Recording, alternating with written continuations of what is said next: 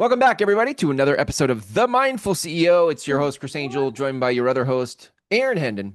What's up? What's up? What's up, party Did you have a people? nickname growing up, Aaron? Did we talk about this? We've never talked about this. Hendo? Hendy? No, Henny. There Henny? was a pool company on Long Island called Hendon Pools, and their little cartoon mascot was Henny Hendon. Haha, nice. Henny Hendon. Was So it a I picture was of you? it was not a picture of me. It was not even particularly welcome as a nickname, but that's is the way nicknames go, right? You Wait, don't so get. does that mean you were a pool boy? I was a boy with an I at the end as a pool boy. No, we never had pools. It had nothing to do with us, but it was, Never. hi, I'm Haiti. Got it. And it was a very, it had a little bit of the, All right. what's the Rick and Morty, the pencil guy. He Oh, okay. sounded like him. That's too funny. Well, okay, so those of you listening, you're not authorized to use the nickname Henny, but thank you for the backstory anyway, Aaron. It's Yeah. very Mr. vulnerable share, very transparent Yeah. share of you. Yes. The Rick and Morty guy, very appropriately, is Mr. Poopy Butthole, the pencil guy. There's really nothing. Nice. We could do the mindfulness of Rick and Morty, Rick and and Morty. yeah, that would be great show, right? Um, Yeah, yeah, that's good. Like that's like what the Tao according to Pooh, the the Tao of Tao Pooh. It's according to like Rick and Morty. the mindfulness of Rick and Morty. I want to know more about the Tao of Rick and Morty. Yes, I like it. That's a future. That'll be a spin-off podcast. We'll do that yes, like an after hours. We've got plant medicine in hand, and we're talking about yes. the Tao of Rick and Morty. Well, okay. So just as long as we're down this cottywomple, right? Yeah. Um, really, one of the best quotes I've ever heard for um, expressing the opportunity to be true to yourself comes from Rick Sanchez, which is he's standing up in front of a group of people and they're booing him, which is pretty par for the course. Are you a Rick and Morty person or no? No. See, this is a problem for me. But maybe I could be. You could You convert should me. be. You should definitely. It is by far the most subversive show. Anyway, he's standing up in front of a group of people for some reason, and he's getting booed. And he turns to them and says, "Your boos mean nothing to me. I have seen what you people cheer for." And it's Wow. just lays out. It's just Wow. it's it's where I stand. Like 90% of my life is I you know I've seen what you cheer for, and that's Mm. how we act towards hustle culture on the show and in our Yeah, lives. that's right. It's listen, your boos mean nothing to me, which is just Mm. a so anyway. There is a Tao to Rick and Morty, and we are doing an episode on the Tao of Rick and Morty. I've been just That's so thinking good. about it. Yeah, I Um, love that. The yeah. Tao of Rick and Morty. Uh, anyway, all right. So, but we were going to get into before Rick Sanchez entered and Mr. Poopy Butthole came in here. Um, Yeah. we were we were continuing on the trail for what's intuition and what is a precursor or a precondition Hmm. for intuition, what nurtures intuition, Yeah, or what creates a workable condition in which intuition can arise, that's right. and then what hinders intuition, what suppresses it, what keeps it from being available to us, right? I Yeah, mean, right. and I think we're defining, how are we defining intuition? I think for us, I think we're defining it like the tapping into the native intelligence of the universe. Yeah, like a Right. right. I mean, it shows up like a gut knowing of something. Um, it Yeah, arises out, without left brain logic, right. you know, dominating the situation. But but I think it's an important piece of it is to notice that it's tapping into some intelligence. It's tapping into the universal consciousness. It's tapping into the what's that, the field. Mhm. Yeah. The Deepak Chopra has it as the Quantum field? no. No. There's some field that Joe Dispenza and talks about. it's either the fancy field, the fancy field. the fancy field. That's what that's The fancy fan. feast. That's cat food. Uh, Yeah, I got it. so it's like that. Mhm. Yeah. Uh, anyway, so there's that space um, that we're tapping into, and it arises in sort of a gut knowing that transcends language or doesn't need language. It's pre-language. Um, Mm-hmm. yeah, and Yeah. then we, you know, then we It, interpret it, and yeah, it's part of our interest for mindfulness because, as you've said, I like the image of thinning the veil. Like yes, part of mindfulness and a meditation practice is uh, creating conditions where we could access that infinite wisdom or consciousness that's mm-hmm. um, available to all. You thin the veil and you have access to something now that is bigger than you, beyond you. And I think that's sometimes in business. If we pull this back to business for just a sec, we're looking for. I know it's not like a cheat code or a hack so that we could be more productive and ramp up our hustle culture. But there is something about like how do we do business in a mindful way outside the gravitational pull of business? And I think intuition is an access point for doing business successfully in a way that the world doesn't really talk about. Yeah, I think that's right. I think it's, and the world talks about it. When the world talks about it, they talk about it like creativity. Mm-hmm. Sure. Like that Rick Rubin, space of Yeah. iterative creation, where we're just playing with the quantum field, and we're engaged in it without the sense of needing to produce a specific result at a specific time. And I think that's one of the um, conditions that fosters intuition is a detachment to a specific result, a willingness to Yeah. play, uh, a lack Yeah. of demand for a specific result at a specific time, but That's good. right, more of a interest in process and Yeah. seeing what opens up, seeing what unfolds, taking the crayon for a walk, loud. And that's the world of improv, Yeah. in music for sure, is, let's see what the song wants to play. Uh, which is resonates with, the Alan Watts view of life being a song or a dance, with the point's not to get to the end, Right. Right. Right. right? If the point is in the action. And I think that all fosters um intuition. And then, so that was one of the things that I came to this week that I texted you about that I thought was really interesting was, so often when I lead programs or have some deadline or something upcoming, I have had in my life a history of what I would call an impending sense of doom. Mm-hmm. Like it's just fucked. It's going to be fucked. I have a tightness in my chest. Yeah. It's not particularly related to any one thing. I mean, that sensation and feeling comes up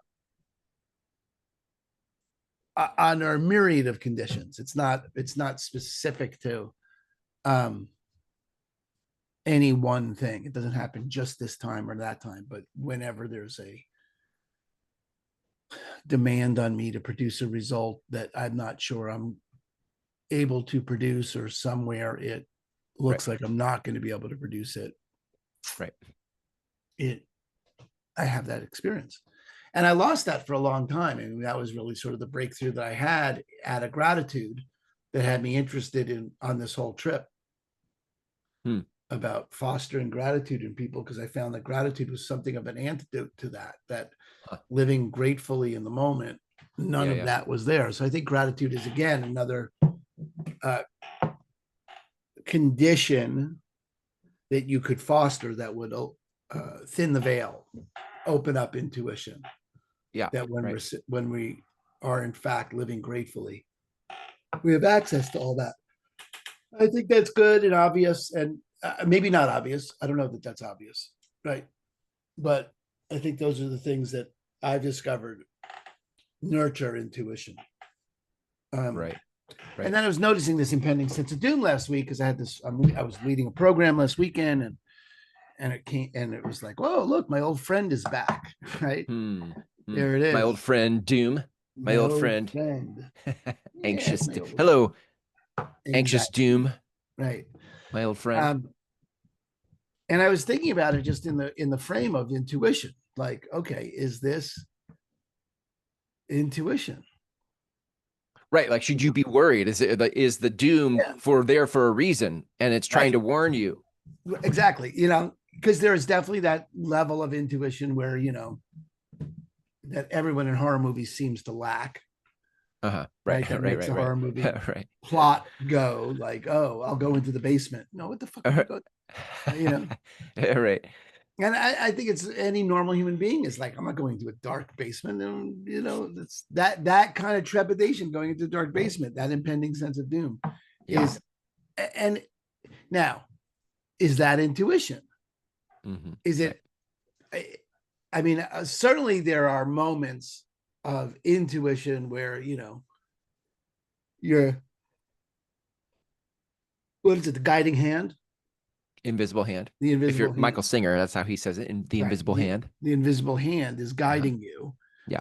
That's intuition. And it may be, don't step off the curb or whatever. There's those moments that you hear something but I think that so in taking it apart, in really looking at it, like, because and I was interested in it because it clearly is not a left function of it's in the moment, it's not a function of the left brain. It's not some specific problem that my body is responding to. It's nothing that I've languaged consciously. Yeah. Right. So it doesn't seem like a left brain issue. Seems like an intuitive issue. Like it's a background phenomenon versus a foreground phenomenon. It's a contextual phenomenon versus a context phenomenon. And, in examining it, I was like, okay, well, what is the difference between this and intuition? I'm not willing to have just intuition's the good stuff.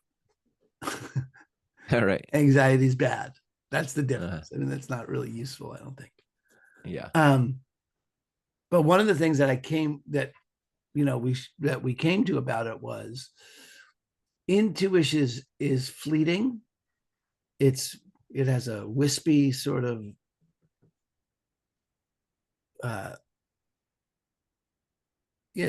fleeting quality to it. It's you can't get your hands around it. It doesn't linger, it doesn't stick around.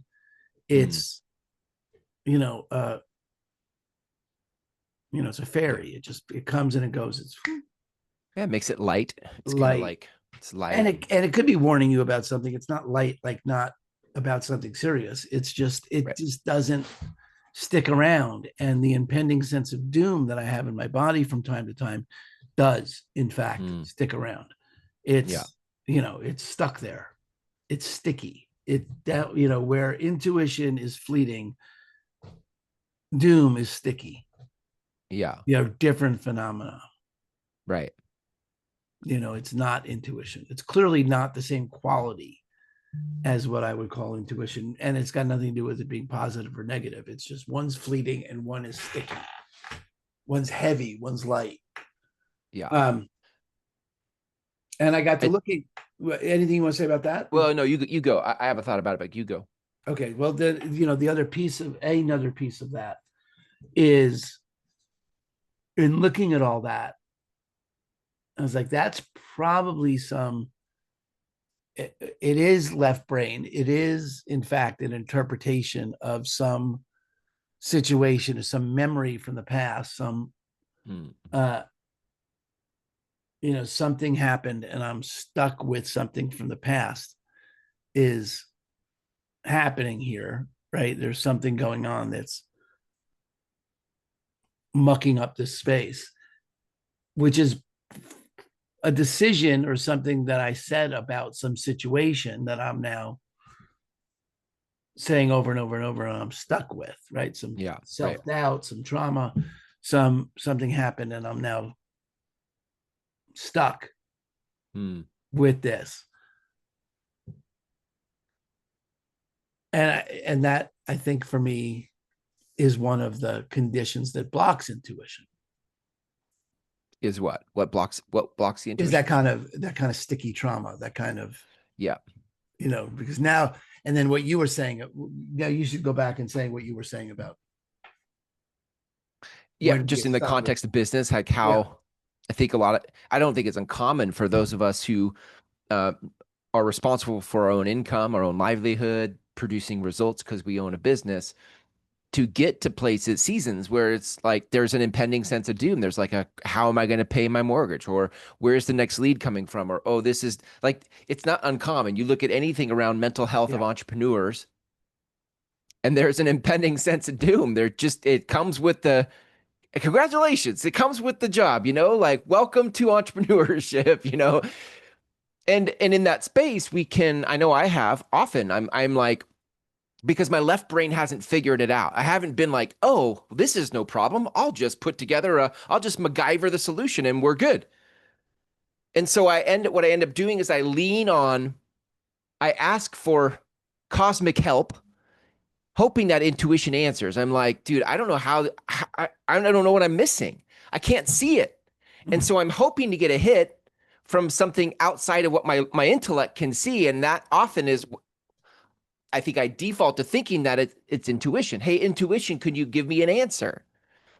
But in that state of impending doom, um, typically the answers that come through are not intuitive answers.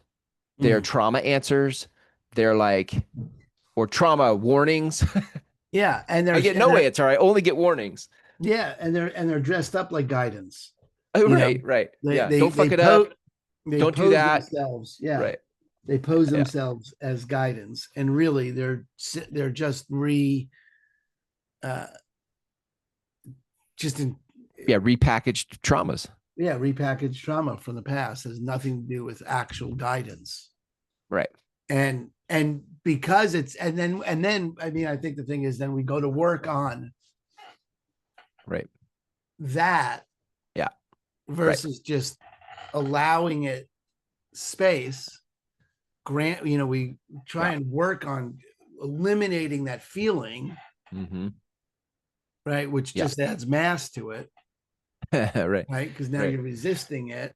And I Right. think Right. that's got a lot to do with the gratitude work we do, Chris. Is that, Mm. Mm-hmm. if you could grant that being, you know Mm.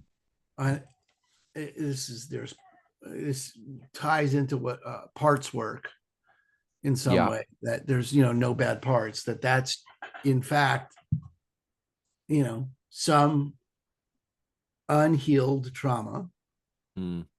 Yeah. that's asking that's requiring space, you know um that it just wants some space to be scared. I mean, I always think about that.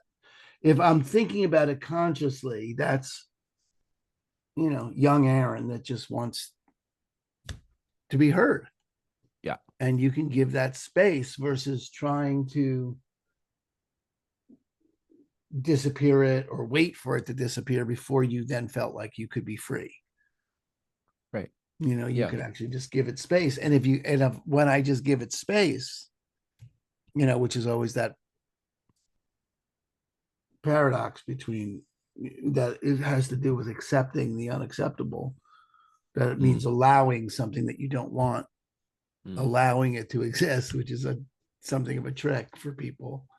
If Yeah. we can allow it, even though we don't want it, allow it, it will, like Warner used to say, if you can let it be, it will let you be. Mm. And Mm. you can just let it be, and it lets you be. And then from there, you can hear intuition again. Right. Yeah. But you Which, got if we go to, back to like, that the contrast of those two, of doom versus or trauma versus intuition, you could start to look for this.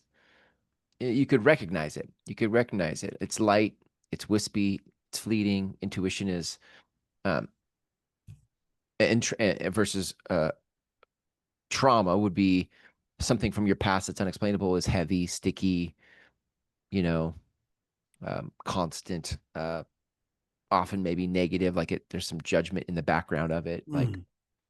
you're a dumbass, Right. you know, things like that. Yeah. It never. Yeah. Can we say? I think we can say that there is no intuition. There's no space of intuition in which you wind up being called a dumbass.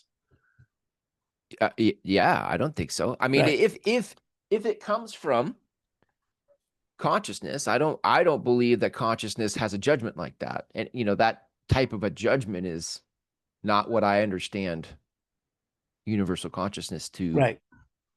Doesn't speak like that. It's not doesn't judge that way. It doesn't have that lens. It's Yeah. I it's mean, yin if and we're yang. okay, good. And we're also, that just leads into, for me, that leads into, okay, so intuition is also another way to say we are accessing source. We're tapping into, I mean, if you Yeah. want to call it the quantum field, Field, right?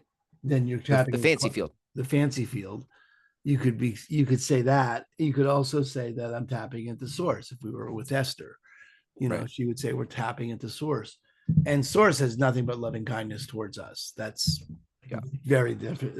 I can't imagine that Esther would say it any other way. Right. So anything that's not that is Yeah. definitely not from the realm of what we're calling intuition. Yeah. And then there's what to do about that, which I would say meditate, allow it, accept it, allow it, Right. see what else it wants to say, Hmm. and then just give it the space to go, to be there. Right. And that which would open up again the opportunity to be connected to source or connected to your intuition, guided by the invisible hand. Right. Yeah. Hmm.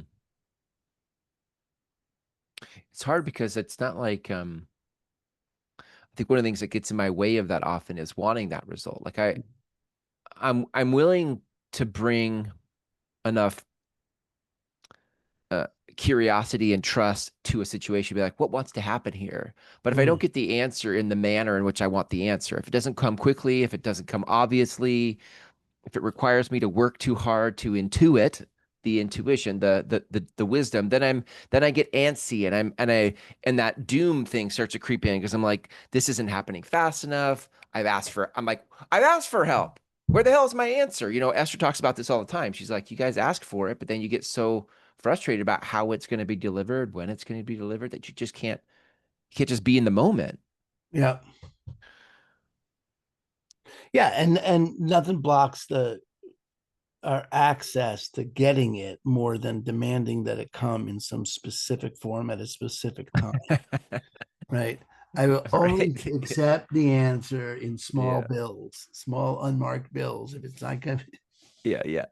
Right. that the universe is unlikely to deliver That's right. Which is small also, I unmarked. mean, in some ways, a trauma response, right? Like Yes. because there's safety in having it delivered a certain way. Like if it's outside of this, then I don't know how to deal with that. But so could you please give it to me in a way that I understand, that feels Right. good, that I'm not scared by, that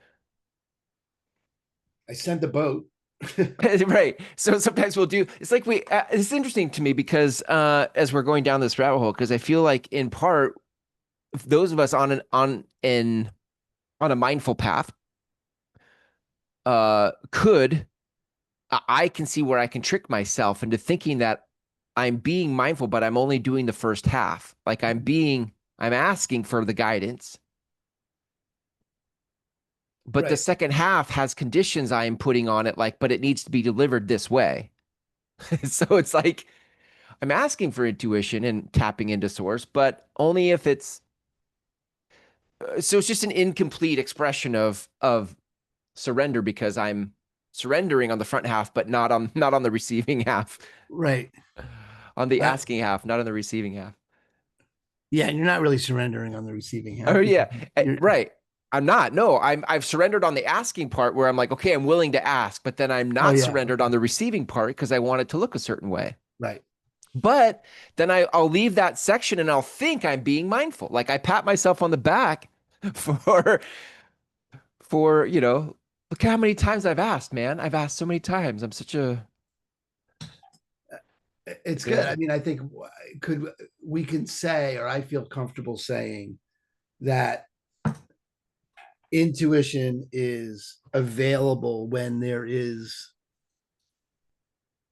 we've let go of the demand mm, that that we become unattached to the outcome. We become yeah, unattached to the outcome. That yeah. attachment is one of the blocking is a intuition blocker. I Mm, think that's safe to say that. I like that. Yeah, attachment is an intuition blocker, and unattached gives us the freedom to discover the intuition, the answer anywhere Yeah, that's so in hard for anything. humans. Yeah, in the answer is a grain of sand. It's all in everything if we slow down enough to see it. So I do think that, and then if we just go back to that impending sense of doom, that comes up, I think that is some, yeah, Mm, commission breath or right. anything that, we we're no longer connected to the moment. Yeah. I mean, if I'm gonna use that sense of doom for something, Yeah. right? I don't know that I'd call it intuition, but it's a key, it's a KPI. Yeah. It's a KPI for my no longer being in the present. Mm, right. Right. Because it moves from moment to moment. It doesn't, you know, it has persistence. Yeah. It persists over time. Like uh and shame, embarrassment, frustration, all have that sticky quality to it, persist from moment to moment, Yeah. like that fear. I was just looking at it, just in addition to just Yeah. being afraid that given I'm leading, uh, Mm, which is super familiar to me. And, I don't think there's anything to do about it because it's been 30 years and it hasn't gone anywhere in 30 years.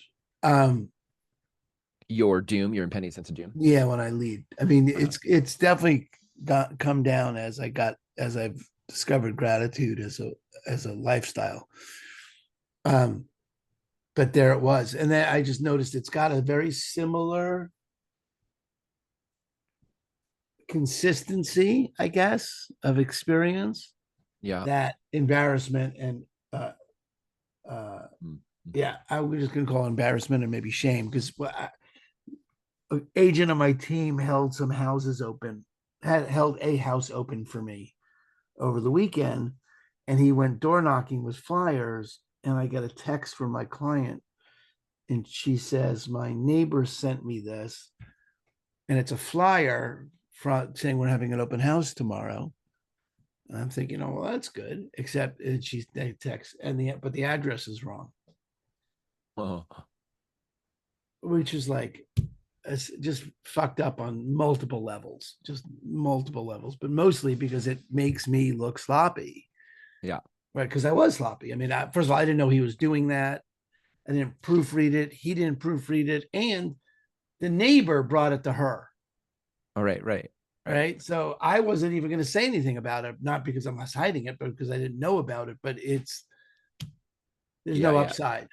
Right. I mean, there's an upside in reality because he went back and corrected it. So all his neighbors got two touches, which is, A typo. Typo. You said that last time. I did say that last time. Fuck. It's I the put that surest out. way to get a response. Typo. Oh, you did that on It, purpose. Way to I, go, man. You got I two said, touches out of Christine that. said that. Christine said, I should have said we do that on purpose to get phone calls. Pat him on the back. You Good should. job, man. Way to typo. Yeah. Yeah. I didn't think that quickly on my feet, but that is funny that I said that last week. And that That's is, so funny. there it That's what is. happened. Yeah, right. Yeah. Wow. Yeah. I don't get that call from my client I mean, I don't think the neighbor sends it to my client Right. if there's not a typo on it. But Uh, anyway, it left yeah. me with that sense of doom. Like, I can't, I mean, I can't recover the trust. Right. Yeah, I mean, Right. at some point I'll recover the trust, but Right. it Right. it's not even my going back to correct it is Yeah. literally the least I can do, Yeah. right? To make up for it. But there's really nothing I can do to have them not think that they're dealing with someone who is sloppy. Mm. There's nothing I can do about it. And I mean, other than make sure that I don't do that shit again, but it I noticed the sticky nature of that level of embarrassment. Right. I noticed how I woke up into it the next day. You Yep. know, Yep. I Yep. dreaded calling them. There was no, Yep. but I did, and I mean, I kept just giving it space and acknowledging it. I don't think these two things are connected, but, I did get an offer on that house today after 32 days. Um, an offer came in on that house today. So, Yeah. I'd like to pretend that those things are connected. Um, like, oh, I did the right stuff. I did the right thing. I called. Right. I didn't Yeah. Right. surprise it, but you know, that's a little wishful thinking. But nonetheless, I did notice that the persistence of it was the thing that interested me in it. That shame, embarrassment, frustration, guilt, all have you persist through longer moments if you resist them or if you try, and resisting them includes just all the forms of resistance, trying to get rid of it, Right. working on top Right. of it, making it wrong, um, thinking it means something about me as a human It being. all it almost makes me think about if intuition is a posture and not an answer. Like I think sometimes when I think intuition, like I want it to come as an answer. Right. But when I think about the Taoist story of the farmer who lost his horse, we've talked about this Yeah. multiple times, and he loses his horse, and they say, "Oh, we're so sorry you lost your horse," and he's like, "We'll see, maybe." And then more events happen, and they're good events, bad events, and each time his response is, we'll see, Hmm. maybe it's bad, maybe it's good, we'll see." And it's not like that sounds like somebody who's tapped into source. Like that sounds like somebody who's tapped into Yeah. not attached. I'm not attached. And it's a posture he holds because there is no answer in it. He's awaiting an answer. We'll see what it does. Right. I don't know. It's just, I hadn't thought about, and I'm not sure that we can, to your point, can we say that intuition is a posture? I don't know, but Yeah. It's at least accessed through a particular posture. okay. I like that. I Sure. think we can Yeah. say that, unattached state of openness, a state of trust. Yeah. Um, Because you're in your listing example, like, somebody says, "Oh, that was bad." I don't know. We'll see. We'll see if the typo was bad or not bad.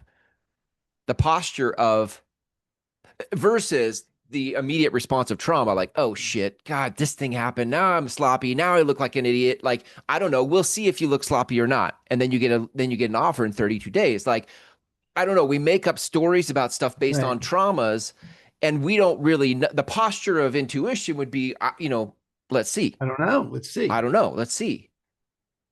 Yeah. Yeah. Allow it to emerge over time, and really Yeah. is a allowing is a posture Mm. Hmm. Yeah. That's good. that is an opening for intuition. It's good. Yeah. I think we can Okay. wrap that there. Let's wrap that there. I'm interested in those of you listening. I'm interested in your thoughts. So is Aaron sometimes. Sometimes I'm open. You can always find us on our website, themindfulceo.com/contact. We have a contact page there, and you can send us a message straight on that page. Love to hear what you get out of these podcasts. By the way, if you have an idea for a future episode, it's something you'd like Aaron and I to walk cottywomple with, to walk the crayon Yes, out with, like, let us know. That's always fun. that Um, is. and if you want to sign up for the next 9-week how to live a grateful life in a fucked up world or fucked up industry, those are coming up in September, right, Aaron? Yep, September 3rd. So Fucked Up World is 6 to 7 p.m. West Coast time on Wednesdays, and that can Nice. be accessed at thegratefulbreath.com, or Fucked Up Industry for real estate professionals is from 12 to 1, also on Wednesdays, can be accessed through therealtorsedge.com. Yeah. Both free. Love it. And we'll link that up in the show notes. And if you're listening to this in 2030 or beyond, just know that you can go to the website and check for the next upcoming cohort for in a digital space near you. So there you go. all right, friends, thanks for hanging out with us. We'll catch you next time. Peace. Woo!